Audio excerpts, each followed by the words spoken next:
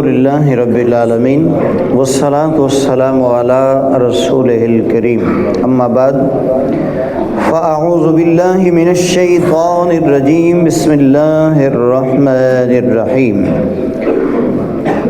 لقد ارسلنا نوحا الى قومه فقال یا قوم اعبدوا اللہ ما لكم من إله غيره إني أخاف عليكم عذاب يوم عظيم قال الملأ من قومه إنا لنراك في ضلال مبين قال يا قوم ليس بي ضلالة ولكني رسول من رب العالمين أبلغكم رسالات ربي وأنصح لكم وأعلم من الله ما لا تعلمون۔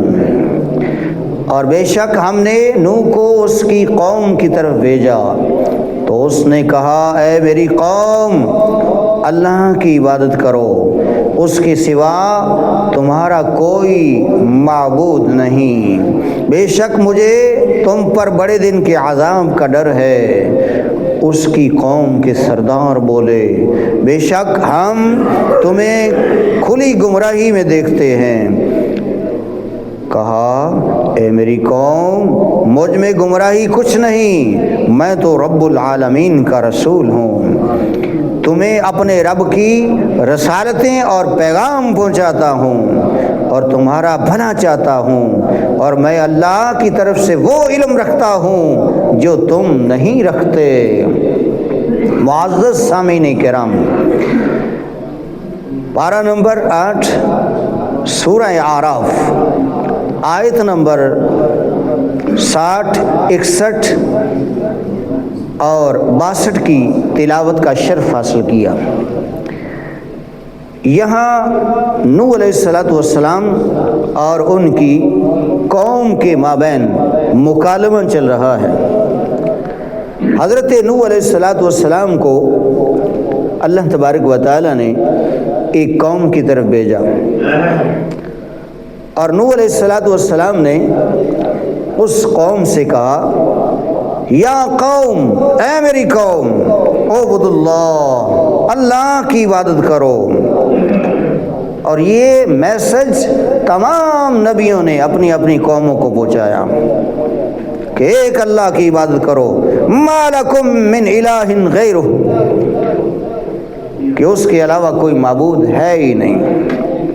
یہاں اللہ تبارک و تعالیٰ کی وحدانیت بیان کی جا رہی ہے اور اس کی وحدانیت کا درس دیا جا رہا ہے کہ اس کی عبادت کرو، اور اسی کی عبادت میں نجات ہے، دنیا اور آخرت کے اندر کامیابیاں اسی کی عبادت سے۔ علامہ اقبال رحمۃ اللہ علیہ فرماتے ہیں یہ ایک سجدہ جسے تو گرا سمجھتا ہے، ہزار سجدوں سے دیتا ہے آدمی کو نجات۔ طرح طرح کے سجدے اور مختلف معبوداتیں باطل کے آگے جھکنے سے بہتر ہے۔ علامہ اقبال فرماتے ہیں کہ اپنے ایک پروردگار کے سامنے تم جھک جاؤ، تم ذلت سے بچ جاؤ گے۔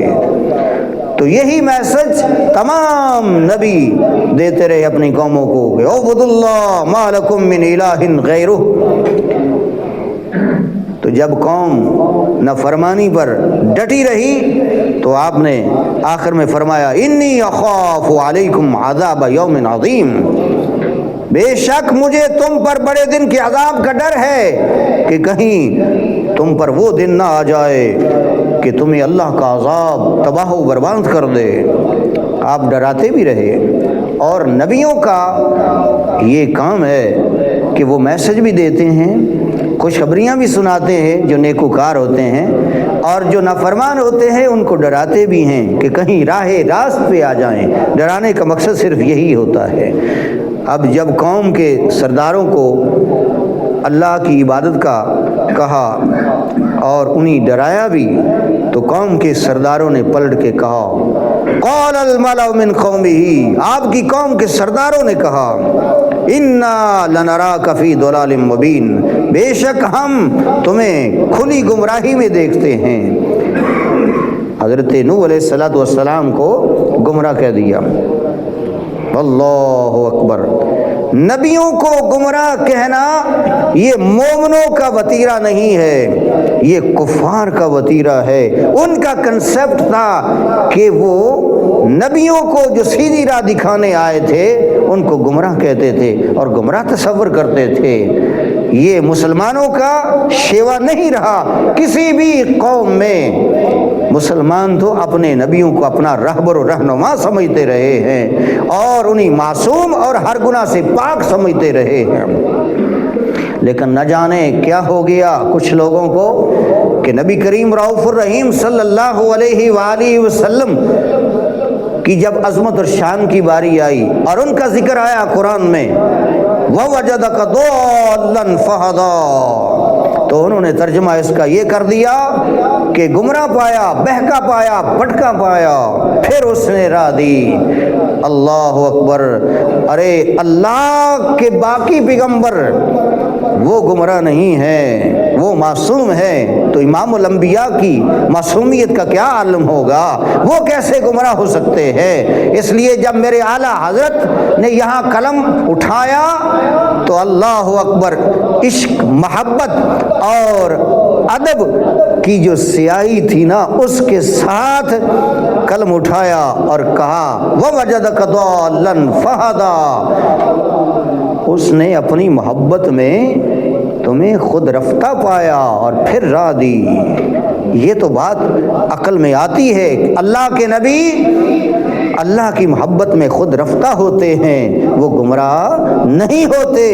تو یہ ترجمہ تو سمجھ میں آتا ہے. اللہ ہدایت عطا فرمائے. ہر کسی کے بس کی بات بھی نہیں ہے کہ وہ ترجمہ کر دیں.